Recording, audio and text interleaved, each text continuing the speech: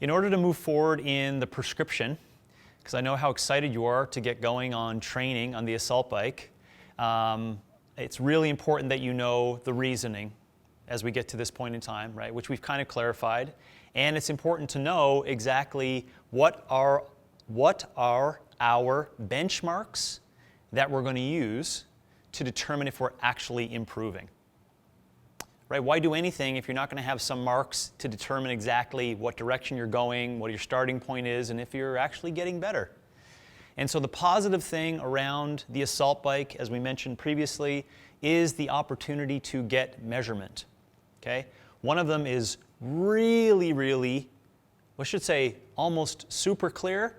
The other two are obviously clear in scoring. And I'll briefly describe that, and then we'll get into discussing it.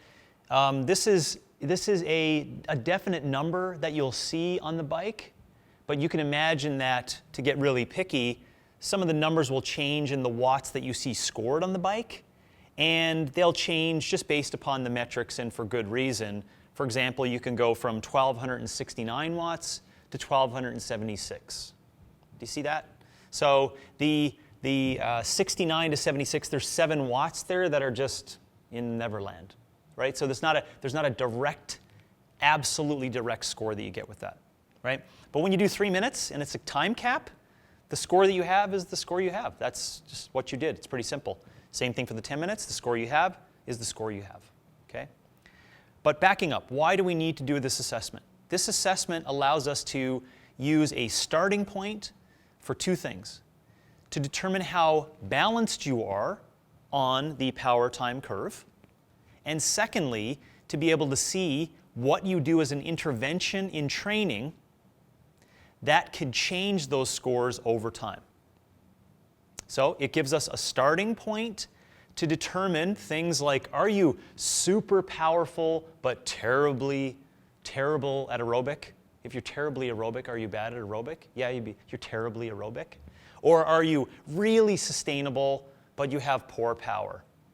Do you have okay power, pretty good sustainability, but you are really good at pain, right?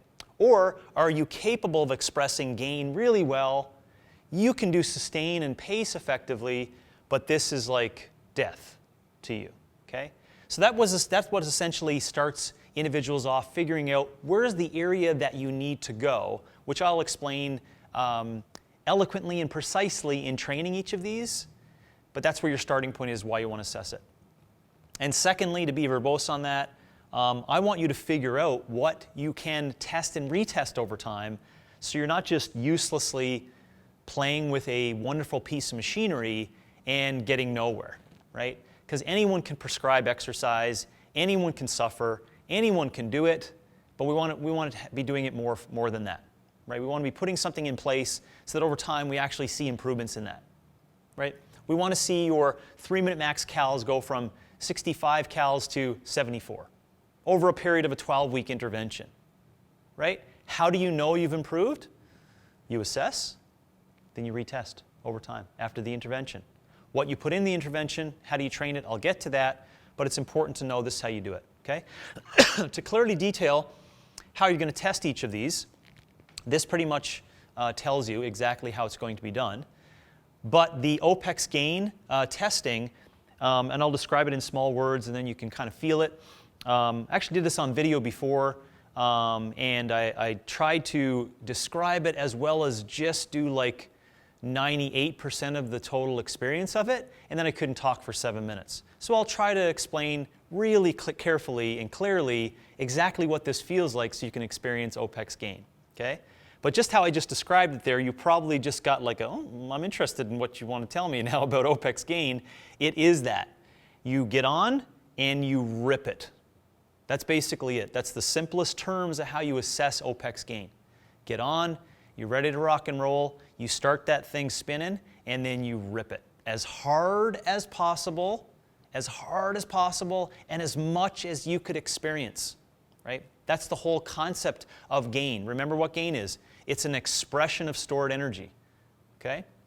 So you will, which I'll talk about in the training, you'll do some warm-up, you'll get ready to rock and roll on it for the testing. and then you'll get to go. But really the testing of it is, if you just wanted to envision, like your name is Billy. And Billy's going to get on the assault bike, but Billy has a screen that's actually real up here, right? And then as Billy does work on there, there's a screen that says wattage, like how much he's giving off and expressing, right? Just imagine, Billy's going like this. Now Billy goes, as hard as possible. Can you see what's going to happen on the screen? The wattage score is going to go up, almost like a battery, a light getting super bright. That's what a gain test is how much light can you express? How bright can you get your bulb for the very shortest amount of time? So to be clear on that, we give people a 10-second cap, to get the highest possible max wattage that is seen on the machine. Okay? That's it. You start off, right? 1 second, 2, 3, rev and go as hard as you can. Hard as you can. You will see in that period of time, if you were to look at it from a point of view of like power output, it's going to go like this. Peak. And then you're going to try to sustain it and it'll stop. So as soon as you start to see this sustainability, we're hoping that will take place in 10 seconds. And in most cases for people, it generally is the case. And for those who actually do this, just as a side note, right, they're going like this and they say, well, I think I probably could have went harder, and got a little bit more after. Just do a couple of more attempts. It just means that they need to get stronger and they need more practice in gain. But that's okay. At least you'll be able to get to a variable over time that won't knock them out. Then there'll be other people who are really powerful who will only want to do this one time only. You can imagine putting someone on here with experience, really powerful, and saying, I want you to go guns a-blazing as high as possible in 10 seconds to get a high wattage score. And that's what you'll get. The metrics have improved over time on these. There previously used to be a time where there would be a top out to the max wattage. And all you have to do as an athlete, as a person doing this, you need to ensure that you're watching for that highest score in that 10-second period. Okay? If you need to have a couple of goes at it in a session, that's fine, right? But just make sure you have control from session to session when you do the testing and retesting. And not to get too lengthy on that, but that's very important what I just said. You don't want to test gain on a Tuesday. Just come into the gym, you warm up, feeling great, test gain. Okay, I got a score, right? You get a score of like 1,612 watts. That was your max wattage that you got as the score. That's great, right? We now have 8 weeks. You learn about OPEX gain test training, in here and how to work it on the assault bike. You have 2 or 3 other interventions that you put inside of that time frame, and all of a sudden we're going to retest. And it's a Wednesday morning, and you do some weightlifting. And you do some mixed modal work and some other different forms of fitness, and then you're like, oh, I should retest my gain. And you do the, warm up, you get going, and you have a score of 1560. Right? You're like, oh my gosh, my gain score is worse. Do you see the control wasn't there between test and retest? It has to be the exact same day, exact same time, exact same setup, right? The only intervention had to be the training that you did from the start of the test to the retest. Okay? So with all of these, same thing applies. So that's what OPEX gain testing is on the assault bike. Pretty simple, a good warm-up, which will include in the notes, and you'll also see it inside the avatars for gain, pain, sustain, so it'll be very clear to you. Rock and roll, hard as possible, high as you can for wattage. That's it. Pain score. Well, what goes into a pain score is not a perfect line of attack. Because remember, the pain zone is that weird zone. It's almost that it takes people lots of experience and the right kind of training and the right kind of dose response to get good at pain and to express pain. Because remember, when we do pain, we're doing it for 3 really weird intentions, right? A stress response, metabolic adaptation, and aerobic booster, right? The problem with pain is that if you train it too often, you can get burned out. And over time, you're learning how to be unsustainable. So when we test it, you can imagine that there's a lot that goes into you maintaining that power for 3 minutes because it's a weird zone. Remember, that's why we call it a pain. It's not because it hurts. It's because it's painful to understand how to pace it. So you could go out of the gates too hard and then 20 seconds later be like, I went way too hot and now I got 2 minutes of this shit left, right? Or you could underpace and then the last minute be like, oh geez, now I can pick up the pace and go. So it's painful to try to figure out how to perfectly put together that amount of work, okay? So 3 minutes, why 3 minutes? Because it's past that point in time where people can just hold their breath and do just, because then anyone could get a good score for it, right? We do know, recognizing that when people do practice this, they probably are going to get into an O2 debt situation, where not O2 debt meaning you lose all the O2, but the amount of O2 you need to come in, you're giving off way too much work for the O2 that's coming in. We need you to get into that period of time, right? And not to scare anyone, it's not going to cause any issues, but you're going to feel feelings of like tingling in the hands, heavy breathing, legs are getting warm, it's like, oh my God, right? That form of anxiety will be inside of the 3 minutes, again, because it's painful, okay? So when we assess the pain for 3 minutes, the average pace that's here for 3 minutes should be much higher than what you have for here, but it should be lower than what you have for pacing here, right? To think about that. So someone's max wattage that they attained under 10 seconds is 1,600 watts. For 3 minutes, they may be at 600 watts, maybe, right? For 10 minutes, they may be at 450 watts. Do you see the difference in power output there? Remember the lines, the power time curve? Massive, weird, elongated, right? Massive, weird, sustained. So you can see the differences in the power for it. So I described the feeling around that, and it should be obvious to you. This is super simple to do. 3 minute countdown, turn it on, go. What your cals are, that's your score. We could argue or even have conversations on should it be distance, should it be distance in miles or kilometers, etc.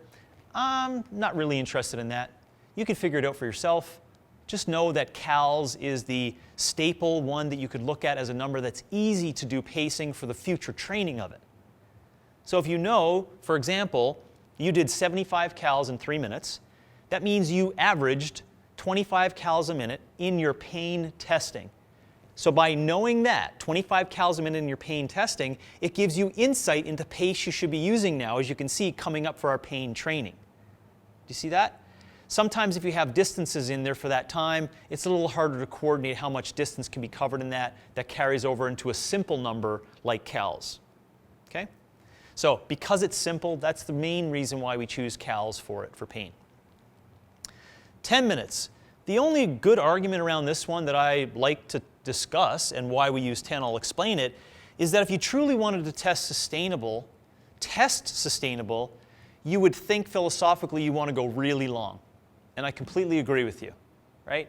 So what's one of the reasons why we use 10 minutes? Number one, it's been used for a couple of decades as a test. That gives it strength, right? Number two, not everyone can fit in 90-minute tests on the bike and want to actually practice it and test it. That's fair, right? So just think about the consequence of trying to fit it into a fitness regime, right? Or a class, or etc. Number three, this is personal to us, but OPEX has been using the 10-minute cals test for a really long period of time to determine where people start out on the assault bike and other energy system training within our OPEX gyms and within our OPEX CCP system of teaching. Okay? So there's lots of positive reasons besides the 10 minutes, or why we choose 10 minutes. The last one, which physiologically is the most important, do you remember the power time curve, right? It looked like this,